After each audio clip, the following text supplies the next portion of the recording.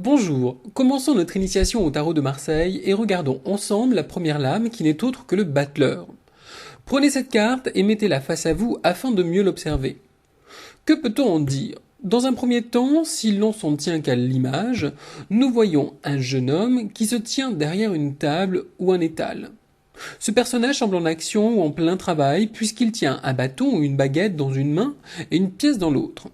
Cette représentation évoque donc une notion de jeunesse et d'énergie, ainsi qu'une idée de travail ou d'apprentissage. Maintenant, rentrons dans les détails et essayons de comprendre les symboles importants de cet arcane. Tout d'abord, penchons-nous sur les différents objets que l'on retrouve sur cette carte. En tout premier, nous avons le bâton, qui est lié à l'image du pouvoir, de l'action, de la maîtrise. Le fait que le battleur le tienne dans sa main gauche indique que nos désirs, nos envies ont toutes les chances de se trouver concrétisés et de prendre forme. Il y a donc matière à travailler. Le deuxième symbole est la pièce ou le denier tenu dans la main droite, ce qui signifie que nos projets ou nos actions seront monnayables et rentables.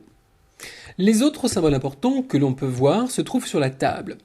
Il s'agit de deux gobelets ou de coupes qui sont associés ou liés aux ressentis et aux émotions, de quelques deniers dont nous avons vu la signification précédemment, et de couteaux, ou plus exactement de petits glaives qui expriment notre faculté de trancher, de décider ou de transformer. Les dés ont aussi leur importance, puisqu'ils traduisent une notion de chance et donc de possibilité. On peut aussi distinguer sur ces dés deux nombres. Tout d'abord le chiffre 1 en rapport avec l'action et le démarrage ou le commencement, et le chiffre 4 qui symbolise la stabilité, la construction. Pour finir, le sac ou la petite besace présente sur la table doit être vu comme un contenant et donc mis en rapport avec notre capacité ou nos bagages. La table, quant à elle, symbolise le concret, la stabilité, bien qu'un pied ne figure pas sur la carte. Par extension, on peut dire que le battleur indique que nous allons mettre à plat nos outils afin de les trier ou de mieux savoir de quelle arme nous disposons pour avancer dans la vie. Ainsi, cette carte amène à choisir, à utiliser, à décider, de même qu'elle peut représenter la possibilité d'action précise et pensée. Dernier détail important de cette lame, ce sont les mains qui semblent être en mouvement et le chapeau en forme de 8 à l'envers qui n'est autre que le symbole de l'infini. Tout ceci laisse penser que le battleur est une carte de mise en action, de construction, de création, voire d'inspiration.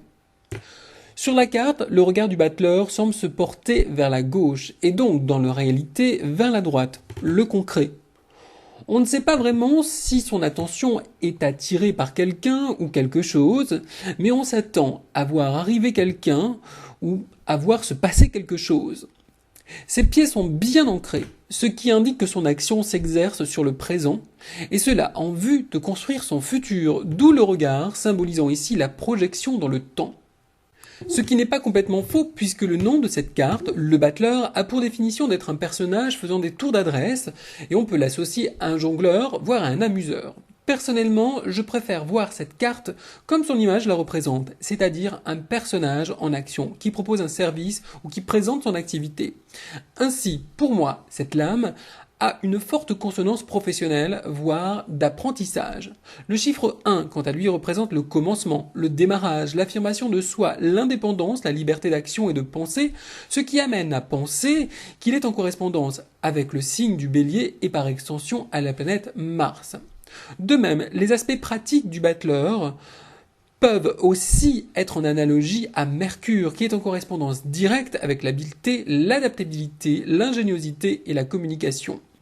Pour finir, le jeu des couleurs est à prendre en compte, puisque l'on y voit une certaine forme d'alternance, et donc de circulation, voire de complémentarité, ce qui rappelle étrangement la carte de la tempérance que nous verrons plus tard.